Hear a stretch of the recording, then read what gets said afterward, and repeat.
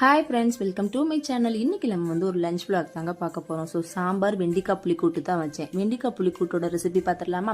ஒரு கடாயில் கொஞ்சோண்டு வெந்தயம், கொஞ்சோண்டு நிலக்கடலை போட்டு நல்லா செவக்க வறுத்து அது ஒரு பேஸ்ட் பதத்தில் அரைச்சி வச்சுக்கோங்க.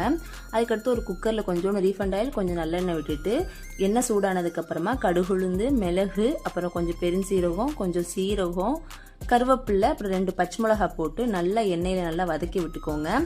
அதுக்கடுத்து ஒரு கைப்பிடி அளவுக்கு பெரிய வெங்காயம் நறுக்கி வச்சுருக்கேன். அதையும் வந்து நல்லா போட்டு பொன்னிறமாக வரைக்கும் வதக்கி விட்டுக்கோங்க. கொஞ்சோண்டு கடலைப்பருப்பு சேர்த்துக்கோங்க.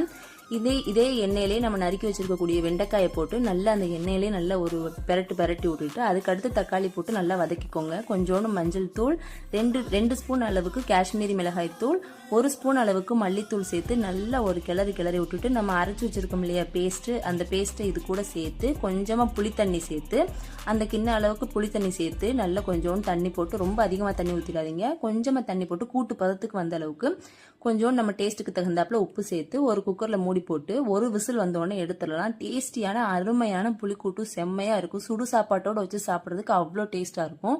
ஸோ நான் சாம்பார், மாம்பழம், வெண்டிக்காய் புளிக்கூட்டு வச்சு சாப்பிட்டேன். வீடியோ பிடிச்சா லைக் பண்ணுங்கள், சப்ஸ்கிரைப் பண்ணுங்கள், பெல் ஐக்கான் மறக்காமல் கிளிக் பண்ணுங்கள். Thank you friends.